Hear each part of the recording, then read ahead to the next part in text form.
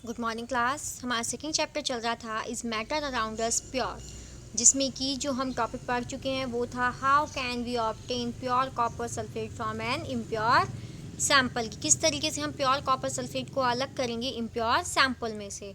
Next हमने इसकी applications read out कर ली थी। अब नेक्स्ट हमें पढ़ना था Thus, by choosing one of the above method according to the nature of the component of a mixture, जो ऊपर बताए गए मेथड्स हैं इनमें से हम किसी भी एक मेथड को चूज़ कर सकते हैं according to the nature of the component of a mixture. जो मिक्सचर है उसमें कौन से कंपोनेंट है उसकी अकॉर्डिंग, उसके नेचर के according we get a pure substance. तो हम क्या मिल जाएगा हमें प्योर सब्सटेंस, यानी मिक्सचर में जो कंपोनेंट है उनके नेचर के अकॉर्डिंग अगर हम ऊपर बताई हुई जैसे distillation, frictional distillation and sublimation, इस तरीके की प्रोसेसेस में से कोई भी प्रोसेस यूज़ करके हम क्या कर सकते हैं प्योर सब्सटेंस सेपरेट कर सकते हैं। With advancement in technology many more methods of separation techniques have been devised. जैसे जैसे टेक्नोलॉजी बढ़ती गई बहुत सारे सेपरेशन के और मेथड आ गए हैं। In cities drinking water is supplied from water works. Cities में ड्रिंकिंग वाटर जो सप्लाइड हो रहा है from water works. A flow diagram of a typical water box is shown. नीचे दिखा रखा है कि किस तरीके से वाटर बॉक्स से क्या होती है पानी की सप्लाई की जाती है।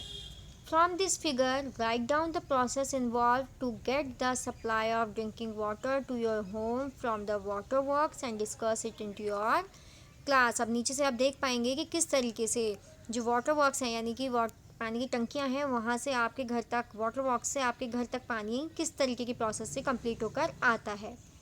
देखिए नीचे दीज आर रिजर्वायर। रिजर्वायर यानी जहाँ पर पानी कलेक्ट करके रखा गया है।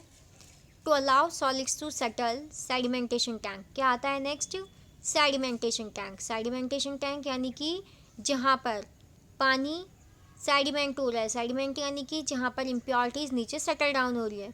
To allow solids to settle, यहाँ पर इम्प्योरिटीज़ नीचे बैठ गई हैं। नेक्स्ट अब जो ऊपर की लेयर है वो आगे जा रही है loading tank. To sediment the suspended impurities. ये क्या काम करता है, जो इसके अंदर कुछ इम्प्योरिटीज़ अभी भी रह गई हैं उन्हें, उन इम्प्योरिटीज़ को नीचे सस्पेंड करने का काम करता है। नेक्स्ट आता है फिल्ट्रेशन टैंक। यहाँ पर अलग अलग लेयर बनी हुई होती हैं। यहाँ पर जब एंटर करता है पानी तो नीचे नीचे होता है कॉरस ग्रेवल, मोटी मोटी रोड़ियाँ पत्थर के टुकड़े, उसके ऊपर ग्रेवल छोटे पत्थर के टुकड़े, फाइन सैंड बारीक रेत और उसके ऊपर वाटर। नेक्स्ट जब इसके अंदर एंटर हो रहा है, जब यहाँ से वाटर इसके अंदर एंटर हो रहा है तो वाटर पहले इसमें से छनेगा, सैंड में से जाएगा। तो जो बारीक इम्प्योरिटीज़ है वो सैंड के पार्टिकल्स के जो पोर्स हैं उन्हें नहीं क्रॉस कर पाएगी तो वो ऊपर ही रह जाएगा। फिर वाटर वहाँ से छन के जो नीचे गया है अब उससे बड़ी बड़ी इम्प्योरिटीज़ वहाँ रहती चली जाएंगी इस तरीके से। और लास्ट में यहाँ पर आपका है क्लोरीनेशन टू किल बैक्टीरिया। अब जो वाटर यहाँ से फिल्टर होकर आया है वो क्या है क्लोरीनेशन टैंक में जाएगा, जहाँ पर इसमें क्लोरीन ऐड कर दी जाती है जो क्या करती है बैक्टीरियाज को किल करने का काम करती है। और इस तरीके से वाटर फिर आपके क्लोरीनेशन होने के बाद आपके घर तक पहुँचता है। ये था water purification system in water works. किस तरीके से होता है मैं एक बार फिर बता देती हूँ। रिजर्वायर जहाँ पर कि वाटर को कलेक्ट करके रखा जाता है, जहाँ से पानी हमें मिल रहा है इनलैंड यानी ज़मीन से मिल रहा है या कहीं से भी जहाँ से भी हमें वो मिल रहा है। सेडिमेंटेशन टैंक में जाता है जहाँ पर कि इम्प्योरिटीज़ नीचे सेटल डाउन हो जाती है सॉलिड्स की फॉर्म में जो है। आफ्टर दैट ये लोडिंग टैंक में जाता है जहाँ पर कि सस्पेंडेड इम्प्योरिटीज़ को नीचे सेडिमेंट कर दिया जाता है। नेक्स्ट चीज़ आता है फिल्ट्रेशन टैंक में, जहाँ पर अलग अलग फ़िल्टर की लेयर बनी हुई होती हैं।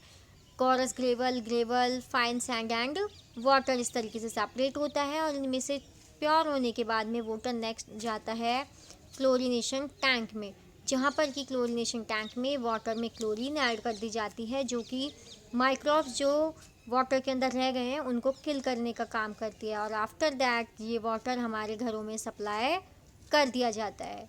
ये क्या है वाटर प्योरिफिकेशन का सिस्टम है इन वाटर वर्क्स की, किस तरीके से वाटर को प्योर किया जाता है। Next is physical and chemical changes.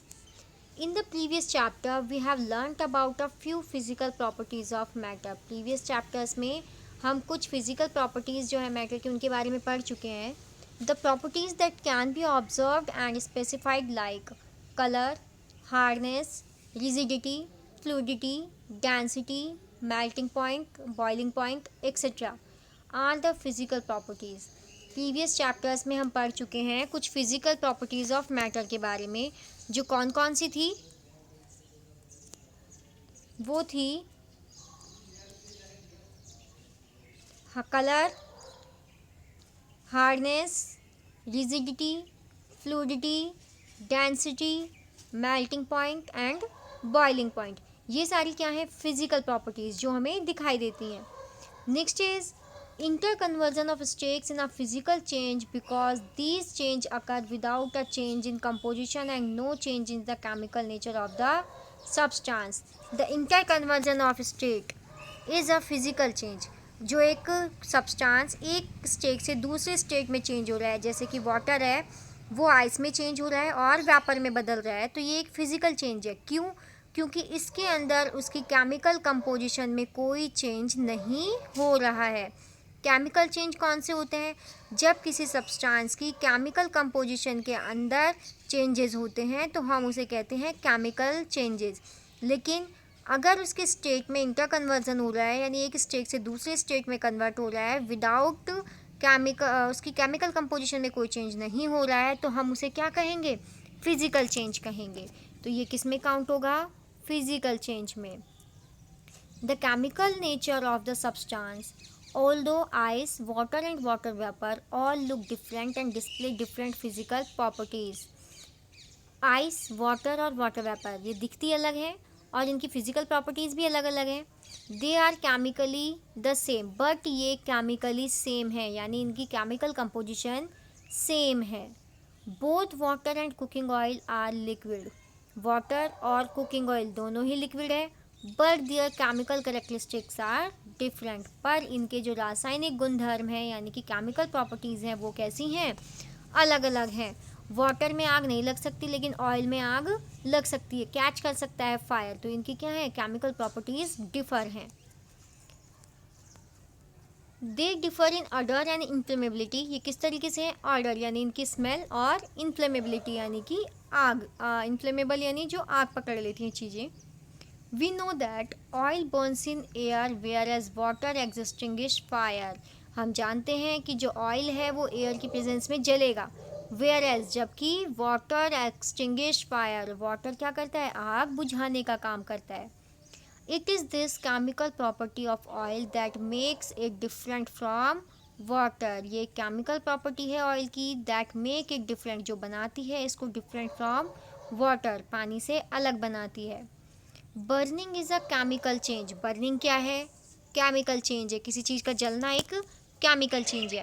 During this process one substance reacts with another, इस प्रोसेस में यानी बर्निंग की प्रोसेस में एक सब्सटेंस रिएक्ट करता है विद अनदर, दूसरे सब्सटेंस के साथ में, to undergo a changes chemical composition, और कैसे जाता है वो अंदर? क्या होता है उसमें? केमिकल कंपोजिशन में चेंजेस होते हैं। Chemical changes brings change in the chemical properties of matter, जब किसी सब्सटेंस की केमिकल चेंज होते हैं तो उसकी केमिकल प्रॉपर्टीज़ जो है मैटर की वो भी चेंज हो जाती है। And we get new substance, और हमें एक न्यू सब्सटेंस मिलता है।